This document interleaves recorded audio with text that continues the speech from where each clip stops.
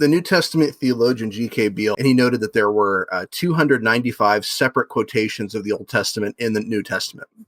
And that basically makes up about 4.5% of the entire New Testament, basically about 352 verses, which would mean that 1 out of every 22 and a half verses in the New Testament incorporates an Old Testament quotation. So, and that actually doesn't even include a lot of allusions to and reflections of the Old Testament.